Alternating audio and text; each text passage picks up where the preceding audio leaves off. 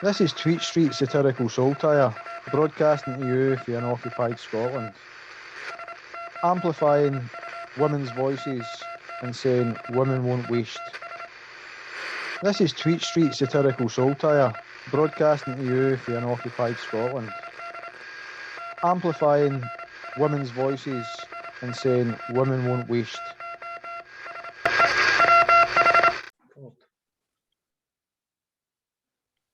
Welcome to Tweet Street Scotland Occupied, or Tweet Street Occupied Scotland, everyone. I'm Cinnamon Bridges, aka Peter. With me this evening, as usual, is my co-host JB Whitesnake. Hi John, how you doing, mate? Not bad, Peter. How's yourself? Enjoying the sunshine? I have to, well, to be fair, I know that it's been sunny outside, but I've been there inside, trying to keep up with the football results, try to do a wee bit of editing and what have you for the podcast, mate. You've been out and about, is there? Yeah, I've been trying to get out of it. As you see, I'm a wee bit red with the sun, so that was that. I try to catch the football as well. I thought maybe you had a wee sun lamp at him and you were just shining it in your face or something. Well, that's good that you're going out and about. It's good to get out in the sun and stuff like that. Definitely. I'm one of these ones that loves nice warm weather in the shade. It's all it's good. It's not that. See, when I can never take a good tan and stuff like that, but the heat, it's just too much for me. I don't know if I'm getting old, John. It's just too much for me. You end up what have you? I sleep that night. My sleeping pattern's terrible as it is. So when you add the heat into the mix, it just blitters it all together. Right, I wanted to first of all, I'm going to change the background here because I wanted to send a wee message. I've done it on the Euro podcast that I put out today. It's a 20-minute podcast. If you've not watched it, John, have a wee look. It's the same political satire. Baroness is playing FIFA against me, to be fair. Right. Excellent. And without giving too much away for anyone that's not watched it, Scotland were playing. I was representing Scotland, and the Baroness was representing the Czech Republic. Now, superb. She had a few little digs at Scotland, as she always does. You know how it goes, mate. And she had a few wee mentions about us on our knees, colonising the Czech Republic next, up money, all that kind of all the kind of stuff that she talks about. So I just wanted to mention a special mention to Christian Eriksen, wishing him all the best. I was watching the game yesterday. It was horrific to see, and I'm glad that he's making a recovery, and I wish him a speedy full recovery. And my thoughts are with his family as well, for his partner to be seeing that. And on that note, like, I know I don't mention these people for the reasons that it hurts me to even say, that I was sickened by the BBC's coverage, zooming in on the man as he lay prone on the ground when his team. I was surprised about that. Forming a ring, a guardian about him to try and give him some privacy. Then zooming in on his distraught partner. The mother of his children, as she's crying in the sidelines. I thought it was very distasteful and very wrong. You could have quite easily come back to the studio and kept. Yeah, they did eventually, but they were very, very slow at doing it. 20 minutes, John. I sat.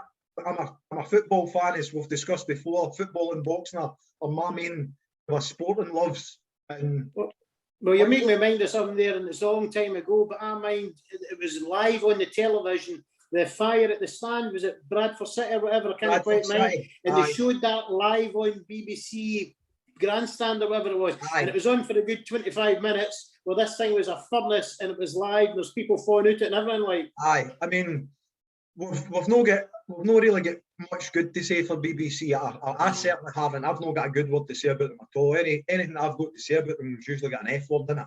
You know, I've been in other countries and seen the reports that we get or that they get in other countries. I know for a fact that it's different reporting that I'm getting back at home. When I come back home, I check these things, and it's been so apparent to me for a long time. Maybe not long enough for a lot of people, and a lot of people are getting switched onto it. We're talking about the London mob coming up and taking control up here in Scotland as well, which is only going to be bad for Scotland. Well, I don't know whether some people ever saying that is that a false narrative, because they're already in control anyway. I didn't have any doubt that maybe they might erase the word Scotland for the BBC logo, like, but it's not going to make any sort of difference because they control it anyway, and it's anti-Scottish as it is. So what worse can they possibly do? Well, I know we're not going live. We're recording this half an hour before another one that we've been hot on the heels of, to be fair, the Couriers with some posters and don't want to again, it's GB News. I'll put a wee image through when I'm doing the edit here. That goes that maiden programme starts at 8 o'clock this evening. And if you do tune in to watch it, there must be something wrong with you, right? Don't give them any air. Don't give them any air. Don't give them any credence, because it'll only be 10 times worse than what you're seeing in the BBC, because they're not regulated, as my understanding. They're not regulated by the same rules. I don't know if that's because it's been shot from France. Mr. Neil's doing it in France. If there's different rules and regulations there, but they're a screen near you. If you're really unlucky, you might be on that channel when it comes on. Switch off, don't listen, don't take any notice of them, because everything that they'll do is racist, bigoted. I mean, the people that they've got as the presenters should give that away. They've got Neil all over or Oliver and Ed. There won't be any characters in the day's show, John, because it's just the two of us. We've not got a guest, right? So it's just the two of us. But Oliver and Ed get Andy Niall, right? Andy Niall, Andrew Neil. They've got a lot of other ones that we know. Ann Hodges is racist and bigoted views. So stay away from them. You know what I mean? Stay away from them. Don't watch things like this. I'm going to give a mention to other places, podcasts and bloggers, because I watched through a Scottish Prism live today, John, and there was some good content on it. You had the boy from Spain. I mean, I've said this before. Is there a bar head in Spain? You had the boy from Spain. A really good show. Had a really good show today. Again, I joke and I try and jest about things it's my nature, right? He done a really good show. He had Ian Lawson on. He had Peter, Gareth. Right, enough said. You cancelled on us. Oh, right. And then they had Craig Murray on. And really, the part that was for me was when Craig Murray was speaking, and I can't believe that we've got a former ambassador of sorts, a former diplomat who is pro-independence, who, for his reporting on Alex Salmond debacle, is the only way I can put across, because again, I believe that's politically motivated, John. But from that perspective, he spoke about his coverage, and he's going to jail. He's going to jail, or he's been told he's going to jail, and he's had to appeal to the Supreme Court. To get some sense, because the same people sentenced him were the same people that he's appealed here. There's something underhand going on, and Lady Dorian is up for a promotion, I believe. And again, surprise, there's all these things that underhand that I never thought I would see in Scotland. You know, when I say I never thought I would see it in Scotland, I never thought I would see it in Scotland directed by the Scottish government, is what I mean by that. Then, I mean, we spoke really well. Watch it again. I'm promoting them. I believe that we should all be kind of uniting the movement, because for me, the SNP and particularly Nicola Sturgeon is out with her backing for Stonewall on the same day that the Maya Forstata ruling came in, that sex is a protected characteristic, and something that a lot of people thought they knew, but were getting told that, well, no, you don't know anything, that men and women are different. So women are a thing. Like, I always thought I knew that, John. All my days I thought I knew that, but I'm aware that other people's rights seem to be wanting to be getting more importance. Now, I've had a good look at Stonewall. I've had a look at a lot of the things that they do in other countries, and I'm shocked and alarmed by some of them. For Nicola Sturgeon to come out and back them, you're supposed to be going for independence, Nicola. Right? You were given another mandate by the electorate to go for independence. What have you done for independence? That's my message to you. What have you done for independence? Nothing as yet, as far as I can see. And we're getting further and further into a mire with this bastardised government down south. G7 has shown him up for what he is. Is it Gareth Gibbons? I can't remember. Again, forgive my ignorance. Yeah, I know the guy. He done a great interview with him. He was a clone of Trump. And you and I, you've done posters. The posters are always bang on the money, mate. When you put in information about he's viewed as a clone of Trump. Well, you say exactly on you go. You say exactly what yeah, so that's exactly the Biden's words were. He was actually a clone of Trump, and they also said that he'll never forget his racist tweets about, or his racist comments about President Obama being a Kenyan and all this sort of carry on. So the man's an absolute fraud. And another big thing, as I mentioned offline here, was that the British government are pushing that Britain's one country. It never has been one country, never will be one country. But they're now telling their diplomats and through communications, don't refer to four nations, only refer to Great Britain or Greater England, or you want to call it what it really is. And you've got Wales going to be losing 10, 12 seats at the Parliament with the borders reworked. Scotland will be losing 2 seats. The representation at Parliament's going down. So that's going to give the next time Boris Johnson is going to have a 3-figure majority. Not just a 2-figure majority, and that they're gerrymandering that to suit themselves and kidding it's been done in a free and fair fashion. That's BS. So we're going down this rabbit hole of homogenisation.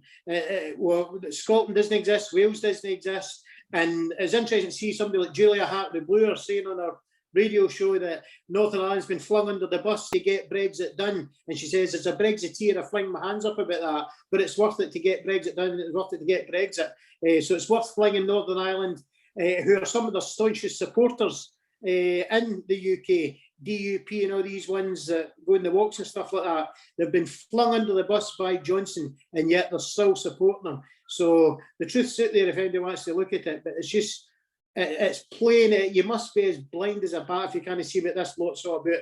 And if you look at the media covering G7 abroad, Johnson's getting called a charlatan and a fraud in America. NBC, ABC are telling him he's freewheeling, he's a chancer, he's an absolute roaster. They want nothing to do. They talk the truth, but the British media is in it up to their neck. There you go. There's Julia there. That's your post. That's your poster, John. That you shared. I don't know if you done it yesterday, but I seen it the day when I was just on Twitter, and that was the comment that Julia Hartley had said on Talk Radio. I actually watched the clip of it the other day. I was trying to get the clip, but it was again it's too far up my scroll list for me, or too far down my scroll list for me. Yeah, but that was the comment that she had made. Northern Ireland has been effectively thrown under the bus. Deliver Brexit, Britain, as a Brexiteer, I hold my hands up. That the price worth paying. Now, Northern Ireland, if anybody's in Northern Ireland, this is what the British government think about your position. But they will lie about it on mainstream, and they'll always try and cover their arses. And it's wrong. I mentioned the Gareth Gibbons up. So what I'm going to do is I'm going to do a wee screen share. I always press the wrong button when it gives me an option here for some reason. Right, let's do your sound and do it in HD. I'm going to play that one. There's a couple that I want to play through, but this is the Gary Gibbons one. Let's put it on the big screen. Trump years. Like this. And the West has been sort of in retreat, people have felt for a while. A huge amount has been done. And there's been the Trump years. A huge amount has some people in that room think you were part of. A huge amount. You were his closest buddy, they thought. A huge amount has been done here at Carver's Bay. What's the truth? Were you his best buddy? President Biden thought you were his clone. It's the job of the Prime Minister of the United States to have a good relationship with whoever. Prime Minister. Kingdom. Prime Minister of the United Kingdom have a good relationship with whoever. Yes, of course, but they feel you went much further than the others, and also that you're not a supporter of the rules-based system, which is at the heart of the West. You know who I'm thinking of, and they're in that room. You're about to go and see them. You've already met one of them, or a few of them this morning. The EU leaders don't think you're part of the rules-based system. They think you rip up agreements that you've signed. No, well, that's not true. And they think that. Well, I don't think they think that. True, mightn't it? I think what you've got in the case of, if you're talking about the Northern Ireland Protocol, what you've got is something that it's stated abundantly in the text of the protocol should be implemented in such a way as to ensure free trade and free movement of goods between Great Britain and Northern Ireland, between all parts of the UK, and it's not working like that at the moment. We need to make sure that it's applied in a sensible way, and we're doing the sensible thing. But lots of people say the territorial integrity of the United Kingdom. Lots of people say, people who you were in the last government under Theresa May with, people who were part of the negotiations, and all the EU leaders say, all these consequences of the deal you signed were absolutely laid out very clearly, black and white, repeated again and again, over years. And they wonder whether you secretly intended to rip this thing up all the time. Say it was all laid out beforehand. Couldn't have been clearer. There were years of negotiations spelling this all out. Came as a total surprise to you, all these checks. Of course it wasn't laid out in that way. But we're going to sort it out. And they say you don't keep your word. We're going to sort it out. And if we can't sort it out, then we will do what is necessary. Thank you. Thank you. Right. How much more of this? 2 more. Come on. Vacuous man, eh? What a shyster he is, eh? Aye, You John. can see, he can't even, when he's lying, he can't even keep a straight face. Yep. He smiles when he lies, and he knows he's lying. He doesn't even believe it himself. So, but it's only the gullible folk that vote for the idiot that believe it. It's so awful. It's unbelievable. Like, Well, I mean, this was another thing for the G7. I don't know if you've seen this one, so I'll just share this one while I've got this open, John. Okay, this was climate change. I think we haven't. Emmanuel Macron with Joe Biden, and I was interested with more the tone they were using as they were speaking, and tone's a big thing for me. Yeah. And what loosely in communications before with people, your tone is very important. And again, I've not got a French accent, so I can't really pick up the tone on the French accent. But certainly with Joe Biden's and the words that they were saying here, it led me to think that perhaps perhaps the Egypt's days are numbered.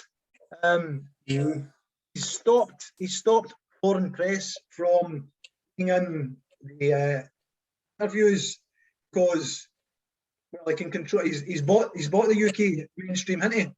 Or he's been bought by the UK mainstream, perhaps. So it's more favourable to him. So we'll just listen into this wee bit here, and then we'll get your comments on both in a wee second. We're just having we've had a good couple days so far. I've had a chance to spend some time with President Macron, get to know him, and we have some things we got to talk about a little bit later. But things are going, I think, well, and we're as we say back in the States, we're on the same page. So, thank you. Yeah, thank you, Mr. President. I want to thank you for our discussion yesterday and the working sessions we had. Indeed, we have to deal with this pandemic and the COVID-19. We have to face a lot of challenges, a lot of crisis, climate change, and for all these issues, what we need is cooperation. And I think it's great to have the U.S. President part of the club and very willing to cooperate. And I think that what you demonstrate is that leadership is partnership, and we do appreciate. And I think we can deliver great things for that. I think we can do a lot too. The United States, I've said before, we're back. The U.S. is back. We feel very, very strongly about the cohesion of NATO, and I, for one, think that the European Union is an incredibly strong and vibrant entity that has a lot to do with the ability of Western Europe to not only handle its economic issues, but provide the backbone and the support for NATO. And so we're very supportive, very supportive. Right. So, what's your thoughts on well, if we go with the first one? I know we've kind of discussed it, but what's your thoughts on the overall the G7 and what they've been saying there? Yeah, it's interesting what they're commenting on, and obviously COVID's still playing a big part of it, but you read between the lines, there's also Brexit's probably as big as what bloody COVID is, and they'll be talking about a lot about that behind the scenes, and Macron himself says he'll veto any changes that Johnson wants to make, and Biden's also says any agreement, trade deal with America is subject to keeping the Good Friday Agreement intact as it is, so there's no hiding place for Johnson. He's not going to get anywhere. It'll just make Britain more isolated if it can even get more isolated than it is. Well, again, yeah, Egypt was the one that agreed, negotiated, signed, and ratified. That's right. I mind they rushed it through Parliament in a day, by the way. They didn't want to debate it. And now they're trying to say, oh, well, that doesn't work. We didn't know this. And it was written in English, by the way. The agreement was written in English. So they're now coming out saying they don't know, they wrote down what they signed up, what they negotiated, what they agreed to.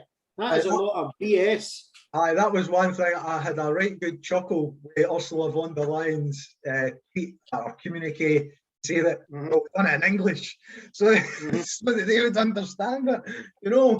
So, I mean, the lying, cheating, we're still part of this union. So why are we still a part of this union? They're at their weakest. Exactly.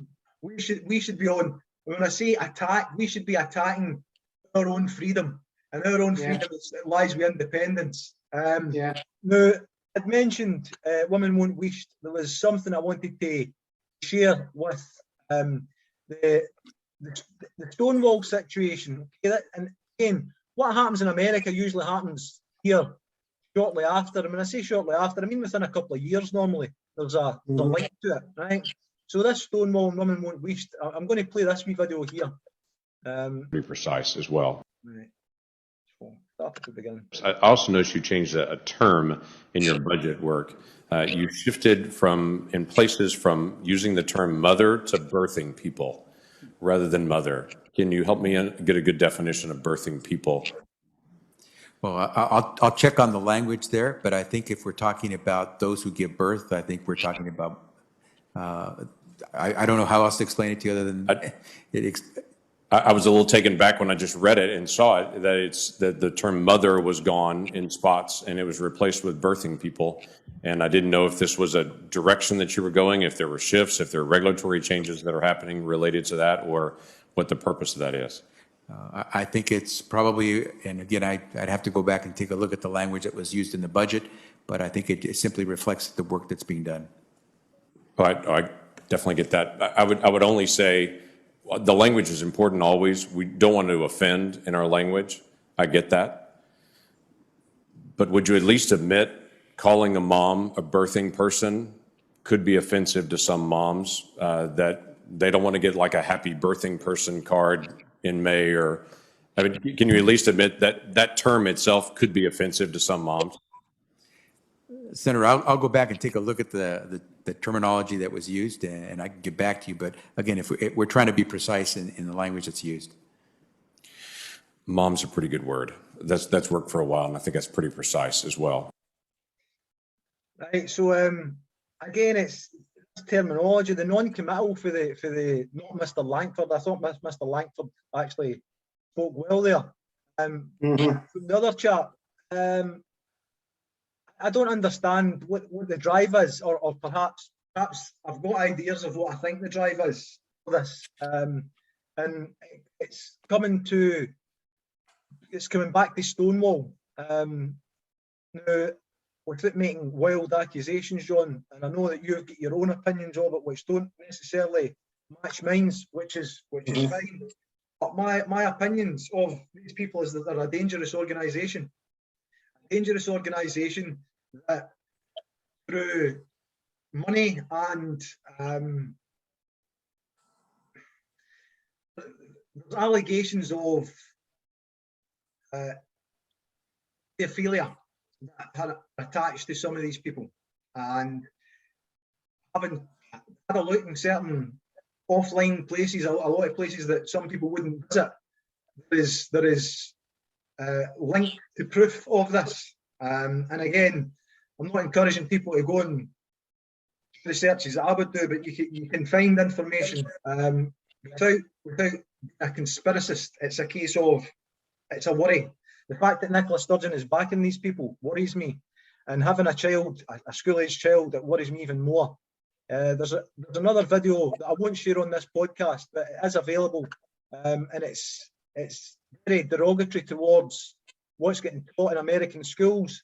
I've shared a video before of the chap speaking to John Swinney about the things that were going to be getting introduced into the education system here in Scotland, and there was a rebuff of that. People have rebuffed it and everything else. However, there is no there's textbooks in the other video that are actually being taught in the schools, and it is very worrying if that's the kind of idea that they're going to try and promote here in Scotland. And women have the right to a voice. Women are women. It's sex, not gender for me. It's biological. You have men, you have women. So I will support Women Won't Wish in every move that they make. I'll be one of these voices that supports them, not standing in front of them and not speaking for them, but standing beside them in support of them. And I know, John, say you've got your own, not saying that you disagree with mine, but you've got your own thoughts on it, which is fine. Mine's are more worrying because I've got a child at school, so it's more direct for me. As a result, I just wanted to communicate that I've ended any association I've had with Caledon Radio, simply because they did not mention the Maya Verstappen ruling. They did not mention the Women Won't Wish situation, which is prevalent in Scotland at the minute with Marion Miller. However, they were happy to retweet and share Stonewall information. So again, I am in support of women, and Stonewall for me is a danger to these women. So therefore, I can no longer, with my hand on hearts, commentate on a station that doesn't have the same views, as has opposite views from where I'm at. So I've ended any association I have with them. And we're going to try and lighten the mood a wee bit here. It'll be another wee video, right? And it was just on the G7 thing. This was the take that I think RAF Luton heard this.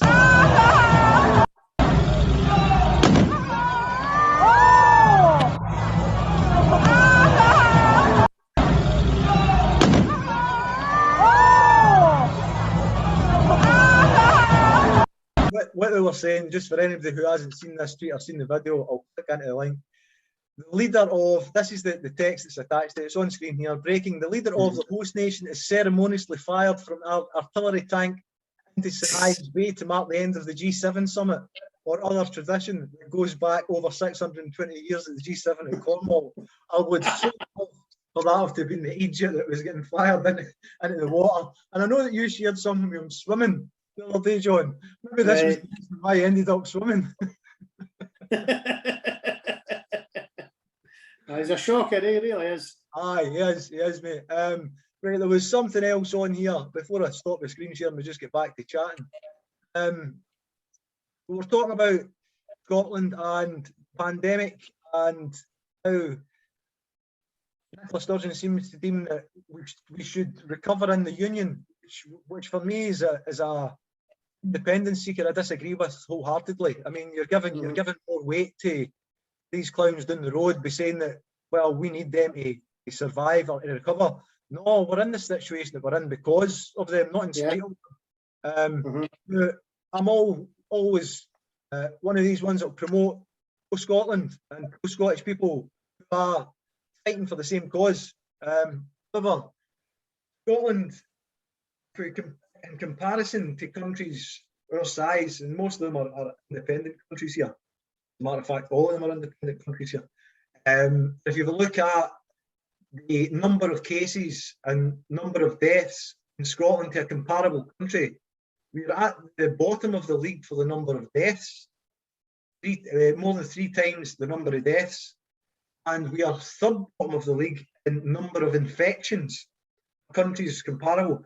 I know that our borders aren't our own because we can't control them. Again, that should be another reason why we should be taking independence.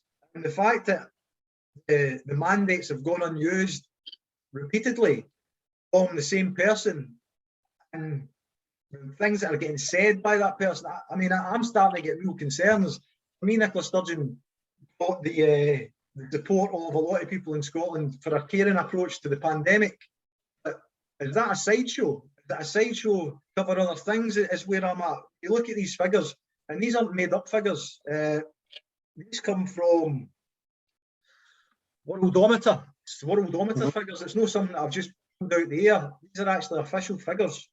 That concerns me. If you look at the numbers in New Zealand and how they eradicated it, we started off that way, and we were keeping the numbers down and trying to keep everybody at home and isolation.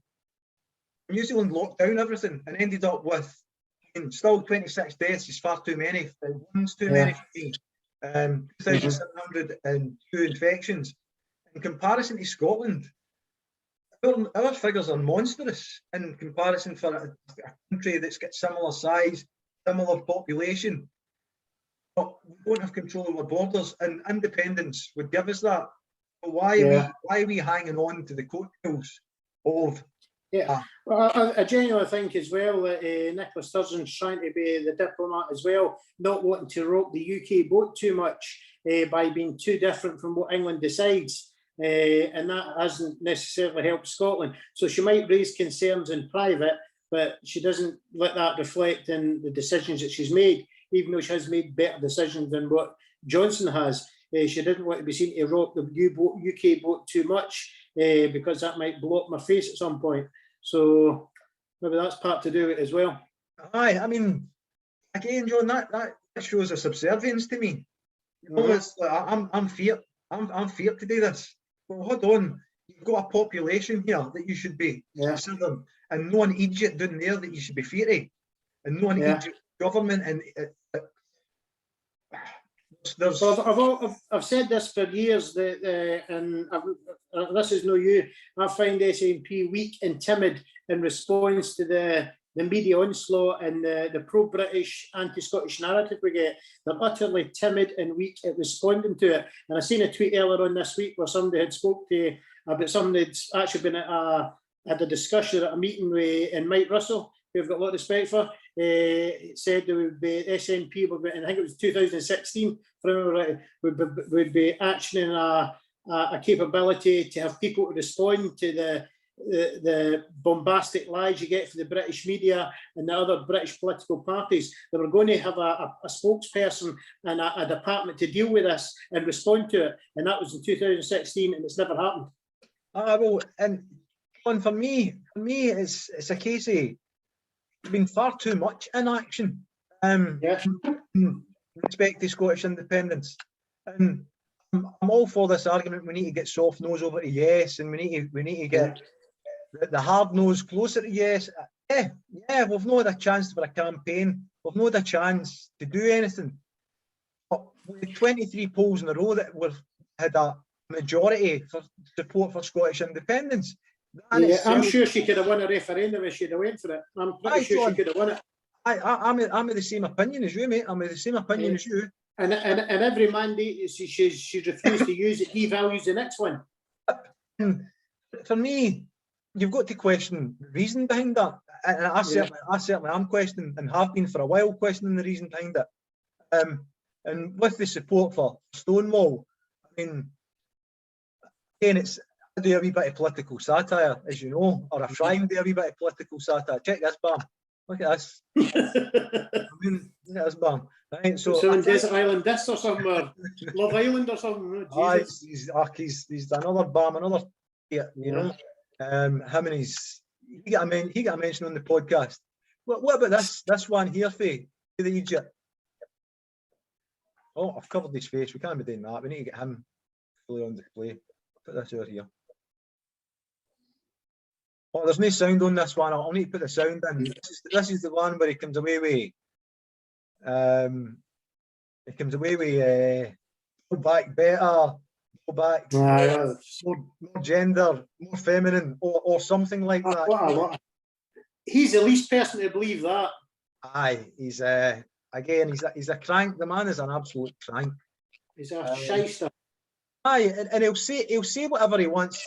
People, whatever he thinks people want to hear, with no intention of actually following through in anything. Typical Tory for me. He's the worst of the worst. It really is. This is the one of our countries now want us to focus on. They want us to be sure that we're beating the pandemic together and discussing how we'll never have a repeat of what we've seen, but also that we're building back better together and building back greener and building back fairer and building back more equal and how shall I, more in a more gender neutral and perhaps a more feminine way. How about that, apart from anything else? So those are some of the objectives that we have before us at Carbis Bay. I think that is what the people of the... what do you think? But, I mean, I can always see them shaking his head at, and where did they put that out of? Aye. It's absolute bullshit. It's nothing, you can't address it in, but it's hyperbole and bullshit. It's just, it's hot air. That's it, it is. It's completely, it's hot air.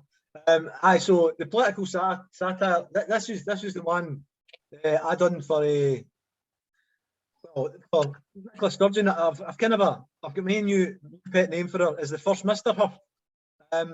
Because of her backing of Stonewall the other day and no mention of the Maya Verstappen ruling.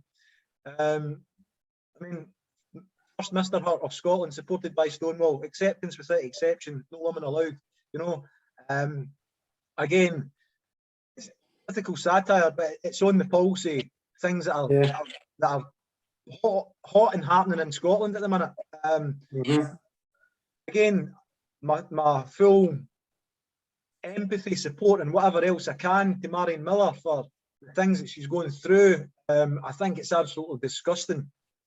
There's been mention of this NHS having to wear the pride badge and it's for me it's getting to a scary stage, John, and if I'm not calling it, then my silence, I'm condoning it the way I view it. So I'm of the opinion that, well, no, if something needs to be said and I'm in a position to say it, then I'll be the one that says it. So I'm worried about where Scotland is going as a nation.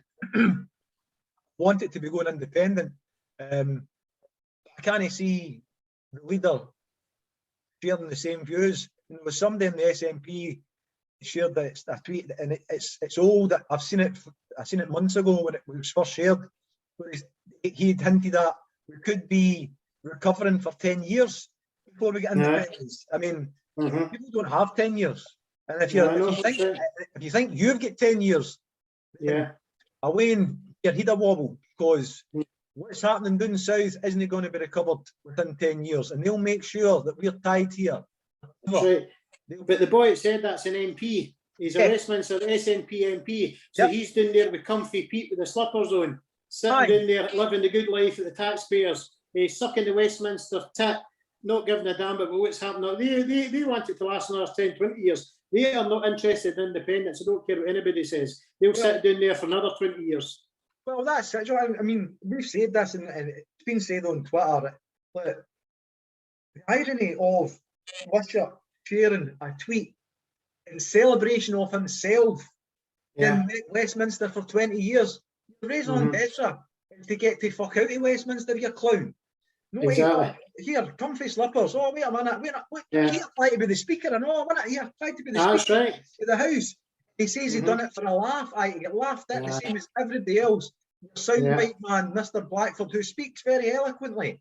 And guaranteed us or promised we would not be dragged from the EU against their will. Hey, surprise! Look at where we are. Look where we fucking are. Exactly. And I'm sorry for swearing, but I feel that there needs to be a lot more people switched on. Talking about being switched on, that's a wee link to Tweet Street Occupied Scotland's our YouTube page. Press this wee bell subscribe, press the bell for notifications. There's a subscribe bit. Oh, aye, there it's there. Subscribe here. Press the bell for notification. I mean, I put my face out here because I've got a genuine dislike for how the Tories treat Scotland. Right? I'm going to actually this on. This was the local chat round about before the elections. You know, you get all the people that do the canvassing and what have you. This was the chat canvassing at my bit, and then I was going out to get the bin at the time and I noticed them. So I'll just play this. You're a Tory, pal, just keep on walking by. No interested. No interested, pal. Just be ashamed for what you're doing to this country. Absolutely ashamed. Absolutely ashamed what you're doing to this country. You should be ashamed for what you're doing to this country. Absolutely ashamed, so you should. Everything. Brexit, austerity, everything, mate. It's a disgrace what you're doing to this country, and you're still trying to sell it. You're on your knees. Get off your knees, pal. Get off your knees. I know. Like everybody else. We're all affected just the same as you. Right, get off your knees.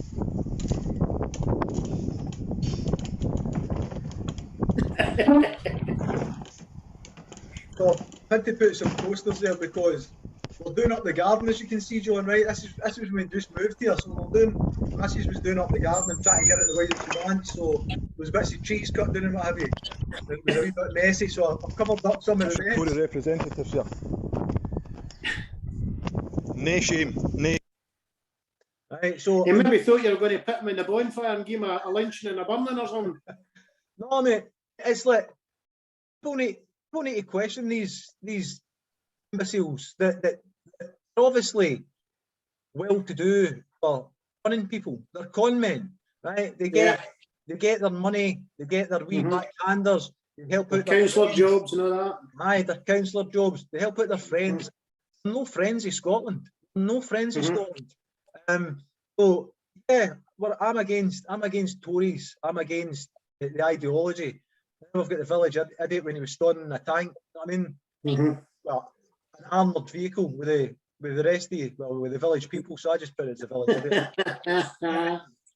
So that's our YouTube page. Oh, I've done the stop share by accident. See, I keep on an option of two things. I always press that one and it's the wrong one. I don't see the election, the Scottish election. We didn't get any Tory stuff through the door. We get Labour stuff and Liberal stuff. No Tory stuff. I never seen a Tory either. Canvassing. I never go in and through my door, probably because I chased them away there. But I got some rather fruity stuff. As a matter of fact, hold on a wee second. Right, wait a wee second. I'll show you, because obviously when I've been doing some videos, these are some of the things that I did get through the door, right? And I don't mind kind of doing some of these things.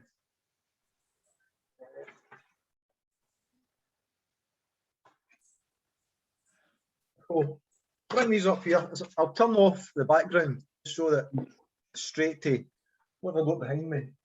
Nothing too much. It's all right.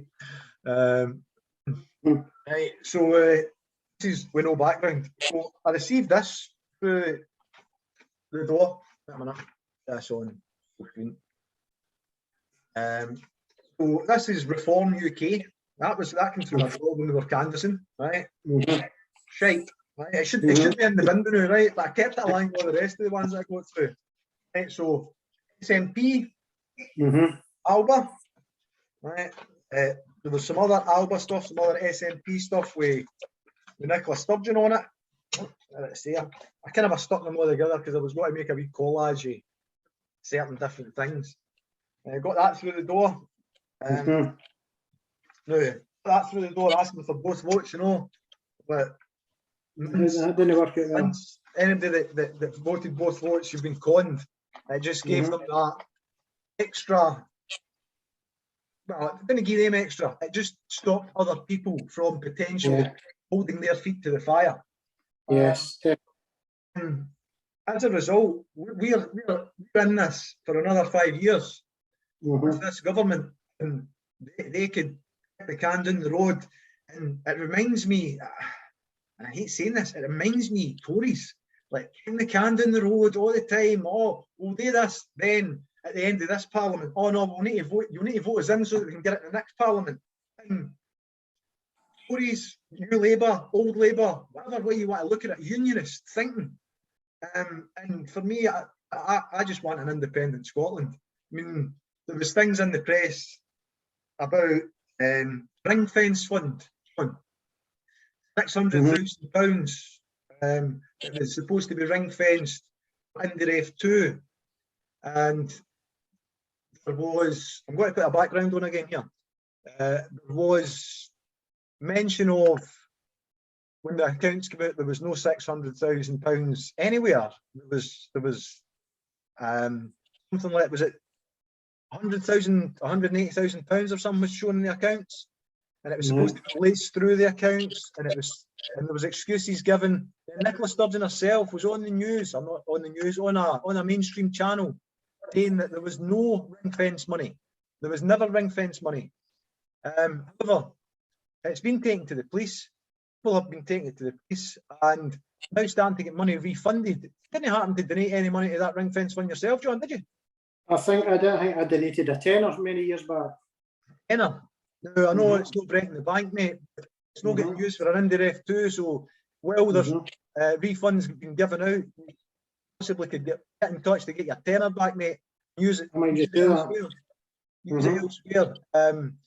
Because for me, where's this one? For me, this is where I'm at the minute, John. This is where I'm at the minute. All we have to do is stand up, and the game is over. Now, when I was able to, I marched, and I know that people still march. I've been to static rallies. I have promoted independence for Scotland.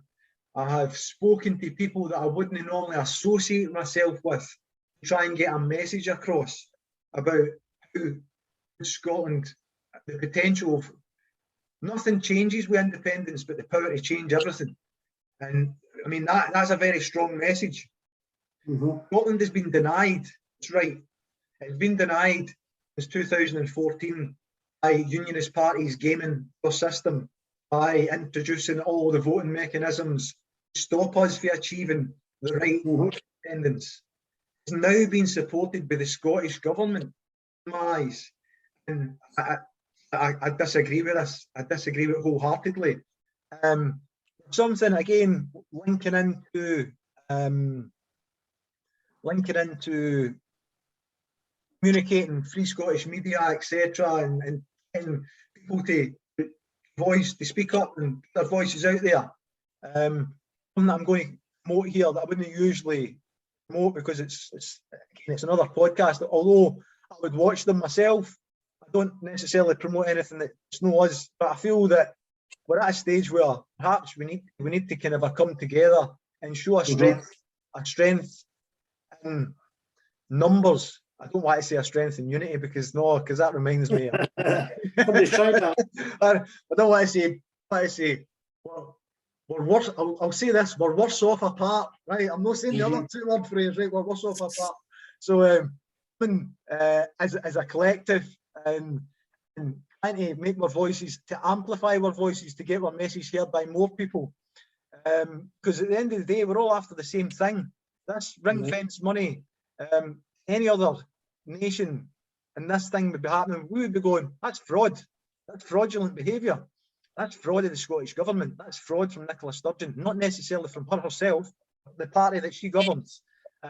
Not by denying the fact that, well, there's no ring fence fund. For these people on the screen share, I'm going to just put it out. Share. So that I get it right. I need to escape for that. That's been a technophobe, mate, and kind of is it this one? That one you do? Here we go. This is this is going to be on Tuesday night at 7 o'clock. Many of yours. I'll be tuning into it. Find out as much as I can about it, because these people have proof of emails and communications that referenced ring fence fund for an independence referendum. So it's two old heads And this is the actual. This is the tweet that they shared earlier on today. And just for anybody that's new to this, anything that we share on here, and I share certainly, is usually material that has been tweeted or communicated in some format or another. And even with the characters that I do, anything that the characters say, it's usually something that I've read in a tweet somewhere, or a tweet that I've done myself, if it's my own, if it's me that's doing it, if I'm talking, it's my own words. So, into Paul Teed's speed dial on Tuesday, 7 PM, I will show you the documents that prove the SNP CEO, the compliance officer, and the current treasurer, as well as the lawyer, have been lying about the ring fence fund from 2017, March 2020. Murrell's missing money was how they'd hashtagged it, John. So I'll be tuning into that. I mean, I'll watch it. My full when we set this up, John, my full thing was always to try and support and no hamper Scotland in its bid for independence.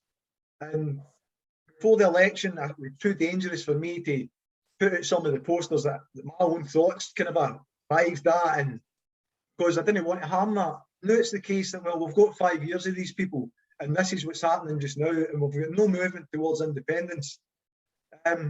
Perhaps we're not going to have any movement towards independence. So this is me. I guess I'm striking out and saying, well, no, if you're not going to do what you're saying you're going to do, then you're going to get the same treatment as the Tories get. I'll still always try and fight against the Tories because they are a danger to Scotland. But I'm not seeing anything for the current government of the day in Scotland helping my or people like my mind's situations. And with either apologist approach and well, we need to stay, we need to recover the union, that's not sending the message to the rest of Scotland that we can recover with the union. Why would people vote for independence then if that's the case? I mean, there's some dark arts at play, as we know, within politics. There's a lot of smears, there's a lot of bullshit that you need to cut through. There's alarm bells that have been ringing for me for a while, John. I've ignored for too long. And now it's a case I need to say, well, perhaps there's Trojan horses in places that you wouldn't think that the Trojan horses have gotten to. It's making folk aware to there's other people out there. I mean, we've had people on for the ISP, John, who are running for the local councillor elections. Blocked to Julie McAnulty. I know it's not until the 24th of June. We blocked her, so they were out leafleting the other day. We need to have people that can hold SNP's feet to the fire. And for me, the Greens will be doing it. The Greens have got their own agenda. And again, for me, pretend to support independence as long as it gives them that wee extra bit of input to the government of Scotland. It gives them a presence, it gives them a platform that they wouldn't necessarily have. I'm all for climate. I'm not all for climate change. I'm fully aware of climate change and believe that that is also a danger. However, identity politics and gender politics and everything else is a sideshow that we don't need to be given as much airtime to. Scotland is in danger of never having its independence if we're stuck to this despotic, fascist, racist government in Westminster. And with Nicola Sturgeon apologising and staying to their apron strings and looking at the forelock or looking for their tit. I mean, you only get milk for females, by the way, but one of these things, that's another thing. But again, it's, what else do we say? How else do I address this? I need to kind of put myself out there. Look at all the pictures of these people in the background. It's a game to them. They're in control. We need to stand up. This is me attempting to stand up and saying, well, no, I'm not buying your bullshit anymore. Right? Because you've given enough of your bullshit, right? And if it was somebody on the street gave me that, I'd be like, fuck off, away you go. Nonsense, right? And no associate myself with them. This is your government. This is your government now, and I'm kind of no, I can't just sit back, especially with the jailing of Craig Murray, the attempts to jail Mark Hurst, the Marion Miller situation. These are all pro-independence people. These are all people that I know have spoke out in favour of independence, actively tried to pursue independence, engaged people about independence. And you're trying to shut them up. Why? Why are you trying to shut them up? Again, it doesn't sit well with Sean. Agreeable. I've just ranted. Yeah, very much. As you say, there's a lot of dark arts and there's a lot of secret agendas possibly as well, and people who aren't what they're maybe supposed to be. And there's certainly no movement in independence front, and that's horrifying, terrifying, and unacceptable to me. So if they're not pushing for independence, then what are they doing? They're just playing Westminster's game, which they've been doing for long enough. And that's not acceptable, and I do not support that. They're not going to push for independence. They're not doing anything. I mean, one of the same opinion on that, mate. The absolute same opinion is that it's without being cliche, independence or bust, and we're going bust. Right? Oh, we're definitely going bust, and they're siphoning every resource that we've got. Yeah, and they're pushing more and more debt onto us every week that goes by. And this is debt that we didn't ask for. This is debt we didn't spend. More nuclear weapons, more expenditure, and we'll end up paying for track and trace in England as well as part of the national debt. So, and all this expenditure going to all these Tories getting the COVID bandwagon, we're paying for that as well. We'll be paying for it for the next 20 years. And there's nobody turning the tap after them. They can get away with murder. They're not even the SNP aren't even challenging this narrative that Scotland isn't a country, Wales isn't a country, that will win homogenise Greater England. SNP are silent on it. Why? Oh, and that I know it's like there was this is how I can remember since after the show I can remember certain things, but I can't attribute where I remember them from, right? And I think we've shared a similar poster at one point when it was they came for the communists and I said nothing. That's right. They came for this and I said nothing. And me continuing to say nothing, I'm accepting it, and I don't accept it. I refute it. I do not accept staying in this union for a minute longer than we fucking need. And exactly. Siphoning away. I mean, I've seen the Thatcher years at a very young age, and my first memory of politics was Thatcher. She took my milk off me at school, right? And that's, as a way in remembering that. And my next memory of politics, and it was family based, was it was about football as well, right? So my dad was a bit of a drinker, and my dad's family were drinkers, to be honest. My dad's full cyber drinkers, and we used to together like, on occasions, and it was the World Cup '86, right? And England had drew Argentina. Through the knockouts, it was the Maradona, the God, right? No, my recollection, this was the adults talking. I was a kid, so '86. I'd have been what? 1986. I'd have been 11, right? Up in 12. No, coming up. No, I'd have been 10, coming up in 11 actually. And I was in my auntie's house, and they were having a wee drink, and they were going to watch the game, right? So we were doing as me and my three sisters as kids, kind of about and the ball and what have you, but I was fit with daft at that point, so I was coming in to watch the football. I came in at the wrong moment, obviously. Right? I'll tell you for why. My memory was that they were arguing about who they were going to support, right? Now, my dad's always been an independent thinker, right? He's always independent. And again, this confuses me. I'm digressing. My dad voted Labour all his days, right?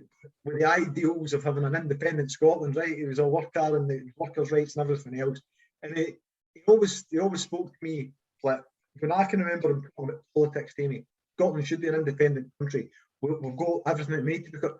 We need to have a bigger party for independence before. The SNP were for him, then they were there.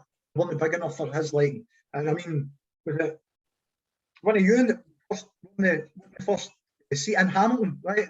Ironically, where I was born and grew up and lived until 5 months ago before moving here. So I was kind of it still confuses me to this day how it was always Labour was wanting an independent country. And I'm like, no, you're not. Like, it's a London branch office you've got up here, but these are the things that people say now, more obviously, you know what I mean? But my understanding, even as a young man, it was like, what are you voting for them for? Why are you voting for them? If you want independence, then vote for. Anyway, so in this house this day, Argentina were playing England. And it wasn't an argument, it was one of they were having a drink and there was a discussion about who they were going to support. And my mum's brother was in the army, in the British Army. He'd been all the way to the Falklands, right? The Falklands War with Argentina. My mum would want to support England because he was in the army. And my dad and his sister and my uncle Dennis they were wanting to support Argentina because of all the oppression that the thing we gave. And I walked in at this point and I'm like, I just want to see the football. Can you see the football's just about to start? But they're talking about tapping the football. It was a great game. Maradona scored an absolute wonder goal. And then he dribbled through the halfway line and scored another one. No, I remember it. Maradona, he dribbled through the halfway line, beating several players and putting the ball past Peter Shilton. And I cheered. And then the hand of God goal, or I don't know if the hand of God goal came first, then the dribble. It was a young boy. Absolutely loved that. Argentina want to win that, just for any football fans that watch. I know it's football related. That's just why I've got the Euro background up. I wanted to leave this bit to kind of towards the end, John, because obviously I'm supporting Scotland. We've got our first game tomorrow against the Czech Republic. And I really can't wait for it because I think we've got a chance of showing people that we're here. I mean, the game today, where England had one shot and goal and scored the goal, they filled me with any dread when we play them. Scotland against England's always a big occasion. It's always a big occasion. I'm sending all the best wishes out to the Scottish national team, which is all the best for tomorrow. Go and show them, go and make the country proud. Ken Christie, after they qualified, had me in tears, by the way. He had me in tears with his interview after the game when he was emotional and stuff like that. And it was the pride thing. It was, hopefully we can make the country proud. You did, mate, you did. Now go and do it again. Do it again for us, because through that, performances like that, it'll only steel the people of Scotland to believe in themselves a wee bit more. And we're no too wee, we're no too poor, we're no too stupid. You've been told that, you believe it, right? We're 11 men on the pitch, the same as, or 11 women in the women's game on the pitch, the same as their opposite 11. And you go out there and you try your heart out, and the people of your country will back you the hilt and back again. Days proud, boys, on this occasion. Days proud. Fun.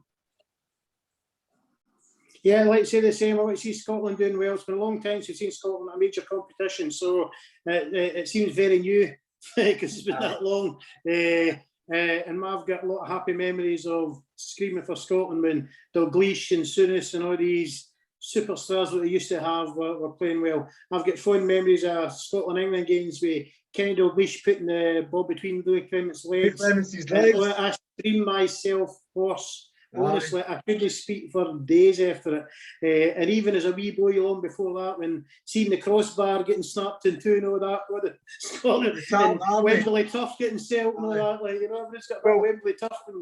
Funny you should say that, John. There was somebody commented on Twitter yesterday, early in the morning it was, and they were talking about Scotland's never won anything. The only thing they won was the goalposts and the turf at Wembley. Right? You've been the Scottish person at home, and I'm quite sure if you would have seen it, you would be similar.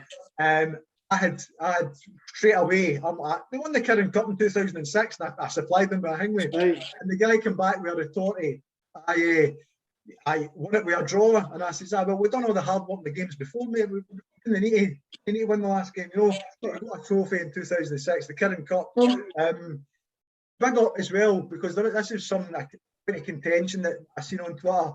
We're talking about the Scottish men's team being the qualifying for the first time in 23 years. I'm fully aware the women's team qualified for the World Cup, and well done to them. Scotland as a whole, it shouldn't be about men's team and women's team. It's about Scotland as a whole. Scotland's men's team the first time they've qualified in 23 years. So we're talking about that at the minute, and it's no detracting from the women's game, who are doing really well and progressing at a fine pace as well. They've qualified for World Cups, but I'm talking about the men's game here, just to make sure that there's no contention with and saying, oh well, they're not talking about we've qualified for this. We're aware of that, but we're actually just talking about the men's tournament at the minute. So good luck to Scotland. Make us proud. No doubt I'll be on here in the next couple of days.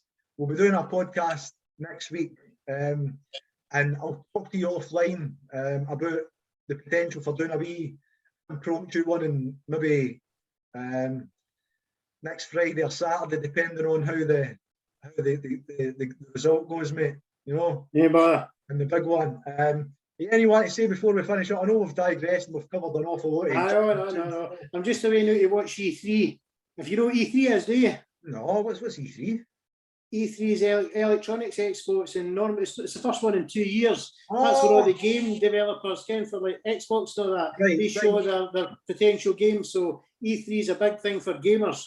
It shows you all what they're bringing in the next 2 years. A lot of it's just corporate bullshit for 4 hours, and then there's wee clips of games that have been in development for like 7 years. You've never seen. Is there anything particularly you hope to see at it, John? No, I'm just interested in what's coming out for Xbox. Like, what to see what's coming out for that. But it's funny if you're wanting to laugh, go look at Cyberpunk. I don't know if you heard of that game. It came out a few months ago for PlayStation and Xbox and PC. Now, Cyberpunk was a massive game. It was in development for 7 or 8 years, £1 million development, and they launched it on PS4 and Xbox, whatever, and it was an absolute shambles. And these games are all meant to be beta tested before the launch. And if you look at if you go into YouTube and look for Cyberpunk and fails or whatever, they've done all the game design in that, but there's people in cars, but because it's buggy, the car disappeared and the person's driving along just in the reverse. It was shit. They had to actually withdraw the game for sale. It was that bad. And they spent millions on this in 7 years development. So I like reading stuff about that. But E3 is always a big thing. It's the first time for 2 years this has been on. So there's a lot of corporate bullshit in it, but I'm going to sit and watch that for a bit. Right, well, enjoy it, mate. I'll catch up with you about that next week. I know then. I'll try and tune in a wee bit, but I'll look for this Cyberpunk. We think that it would be tested and tested. Well, that's right. Well, these games used to all have to be beta tested for months, if no longer, to make sure there was no bugs in them. But they're that desperate to get the money, 60, 70 quid for a game, and you put it on and it's crashing and it's buggy, and it's hilarious. You want to look at Cyberpunk fails. It's Pope going up, their legs are going one way, another body's going another, half the body's going upstairs and the legs are going. It's bad coding, game day. It's shambles, like shambles. Oh well. I mean, that's probably a Tory that sanctioned that and signed it.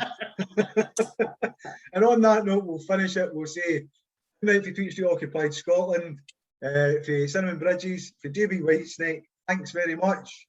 Right. Cheers. And good night. This is Tweet Street Satirical Saltire, broadcasting to you for unoccupied Scotland. Amplifying women's voices and saying women won't waste. This is Tweet Street Satirical Saltire, broadcasting to you for unoccupied Scotland. Amplifying women's voices and saying women won't waste.